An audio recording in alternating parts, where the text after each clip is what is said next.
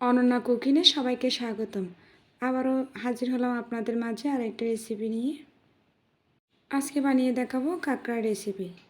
কাঁকড়াগুলো হচ্ছে একদম দেশি, বানানো যাচ্ছে না।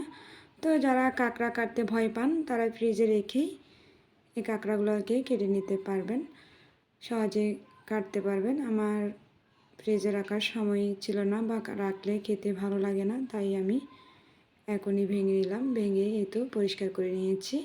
আজকে সবজি দিয়ে রান্না করে দেখাবো। আজকের কাঁকড়াগুলো অনেক ভর্তি। এই যে দেখুন, আমি একটা ভাঙতেই কতটা ভর্তি দেখাচ্ছে আর লোভনীয় দেখতে হয়েছে। এই তো আমি সবগুলাকে ভেঙে দেখাচ্ছি, একদম হলুদের মতো। আর গুলো ভর্তি ছিল, কিন্তু ঘিলুগুলা অন্যরকম। তো এই তো আমি সবগুলা ঘিলু বের করে বাটিতে নিয়েছি। সবজিগুলো কেটে নিয়েছি। সবজির মধ্যে দিয়েছি আলু আর বরবটি। এই সবজি দুটাকে দিয়ে রান্না করে নেব। সরিষার তেল দিয়ে রান্না করে নিব। এই তো পেঁয়াজ দিব। তেলটা গরম হয়ে আসলে সরিষার তেল একটু গরম করে দিতে হয়, নাহলে একটা ফেনা ভাব থাকে। এর মধ্যে পেঁয়াজগুলো একটু লাল হয়ে আসলে, মানে একটু নরম হয়ে আসলে, এর মধ্যে কাঁকড়াগুলো একটু ভেজে নিব। এই কাঁকড়াটা ভুনা বা কোনো সবজি দিয়ে রান্না করলে খেতে অসাধারণ হয়। আমার মতো করে একবার সবজি দিয়ে রান্না করে দেখবেন, খেতে অসাধারণই হবে। আর যারা আমার ভিডিওটা দেখতেছেন তাদেরকে অসংখ্য ধন্যবাদ। অবশ্যই সাবস্ক্রাইব করে আমার পাশে থাকবেন। আর আপনার মতামত জানতে একটা কমেন্ট রেখে যাবেন, তাহলে আপনাকে আমি ধন্যবাদ জানাতে পারবো। আপনাদের সাথে কথা বলতে বলতে আমার কাঁকড়াগুলো ভাজা হয়ে গিয়েছে। এখন বরবটির শিমগুলো দিয়ে দিয়েছি, দিয়ে কাঁকড়ার সাথে আরেকটু ভেজে নিচ্ছি। ভাজা হয়ে গেলে এখানে আদা বাটা আর রসুন বাটা দিয়ে দিব। আগে থেকেই মরিচের গুঁড়া, ধনিয়ার গুঁড়া, হলুদের গুঁড়া, লবণ ভিজিয়ে রেখেছি।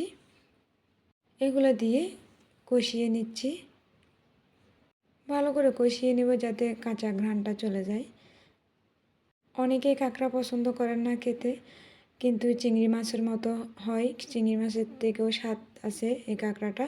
অবশ্যই এভাবে বানিয়ে খাবেন, আপনার খুব ভালো লাগবে খেতে। ছোটো কাঁকড়ার চেয়েও বড় কাঁকড়া কিন্তু অনেক ভর্তি থাকে, খেতে ভালো লাগে।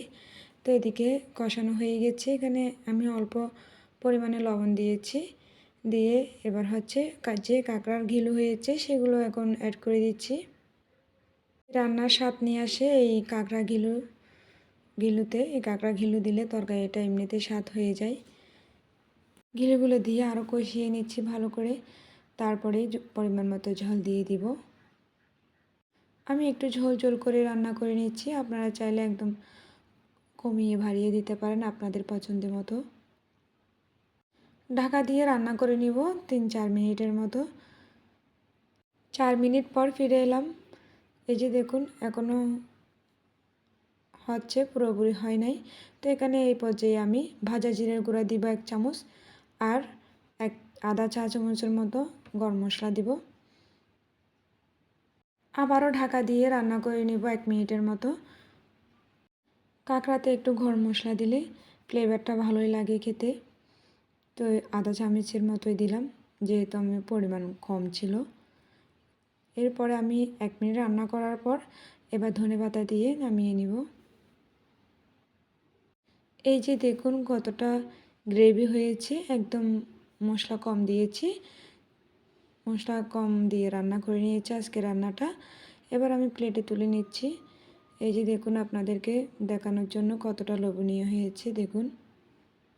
আজকের ভিডিওটা এখানেই শেষ করলাম। আবারও দেখা হবে নতুন একটা রেসিপি নিয়ে। টাটা।